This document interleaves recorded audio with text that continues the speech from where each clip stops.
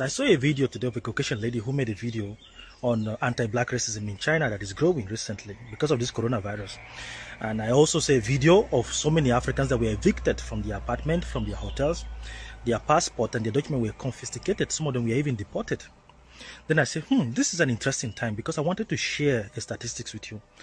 I and my group, a Pan-Africanist group, last year, late 2019, we conducted a research because I was pricked with curiosity to make this research because I stumbled upon a Chinese farm in Khartoum, for example, Khartoum in South Sudan. A Chinese man occupying thousands of hectares of land in Khartoum and is farming vegetable and exporting it back to China.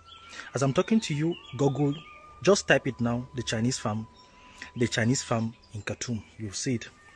Just Google it. So before I do that, let me just give you a few statistics, okay? Let me just explain to you why the Chinese people are trooping in Africa and occupying land right now. Understand reality and what is happening. The total global superficie right now as it is, the world in general is just 500 million kilometers square as it is. That's what we're occupying. And Africa is 30 million. Africa as a continent in general, and with a population of 1.250 billion people in Africa.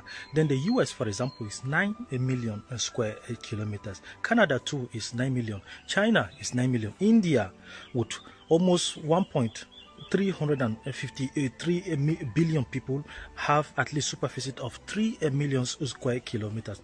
So as you can see, Africa is even large. Africa as this is even larger than Russia itself. Russia has 17 million kilometers square, okay, in superficie. So think about all these things. Now look at all the land apportioned to different parts of the world. Africa alone has 60% of the world's most arable land. I'm telling you that the total superficie is 500 million. And Africa has 60% of the world's most arable land. Now, what is the Chinese agenda? The Chinese agenda is that they are going to send millions of their people. As I'm speaking to you right now, they have occupied hundreds of land, thousands of hectares of land in Africa. There are actually there were before this outbreak of coronavirus, 40,000 Chinese in Nigeria working for the Dangote farm. Most of them don't even go back to their country.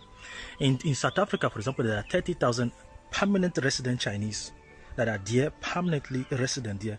Go to Namibia, you will see them. Go to Tanzania, you see them. Go to Kenya, you see them in hundreds. You see them in mining, illegally killing animals and taking them back to China. So what is the Chinese agenda? The agenda is that their population is growing and they are going to send in more millions of their people in Africa to occupy land, dominate Africa both economically, okay? While our people are busy doing their politics, China is taking over our land. This thing, I'm very concerned about this because no African can even occupy an apartment, buy or sell an apartment. You don't even have permanent residence in China. Talk more of getting land. So why are Chinese people buying land in Africa? Why?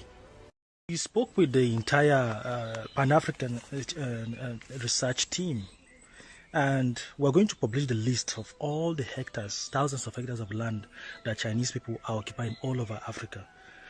As I'm talking to you right now, one of our contacts is sending information about the Chinese poultry farm in Ogun State in Nigeria. Okay, another one again is occupying at least 58,000 hectares of land in Namibia. They are farming there, sending it back to China, sending it back to feed their people. But an African cannot even occupy a single, just ordinary apartment in China. We cannot even occupy. So what is the purpose of doing this video? We want to share this as far as we can to sensitize our people, and we're going to publicize all these things. We're going to publish all the land, hectares of land that they're occupying. We're going to mount pressure on the AU and all the African leaders through our activism. We'll mount pressure on them to start watching closely these Chinese people.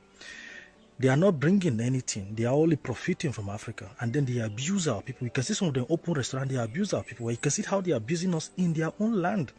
But we welcome them as royalties in Africa. So this thing of, anti-black racism must stop. If we are not welcoming their land, then they should not be welcome in Africa. Everything, respect, we must respect each other. This is the objective of this video. So I'm counting on you to share this video far and wide. We're going to get relevant authority. We are already organizing our members all over. We're going to publicize all the thousands of hectares of land they are occupying in Africa and pressure every single government. They must check them. And right now, I'm calling upon the governor of Ogun State. That Chinese poultry farm, you must check these people. You have to check them. They are now farming poultry. They are even farming sorghums. I saw it. Some of them are even farming watermelon and sending it back to China. Some of them even have fish ponds there. But in our own land, we welcome them as residents, but they hate us in their own land. Why is that?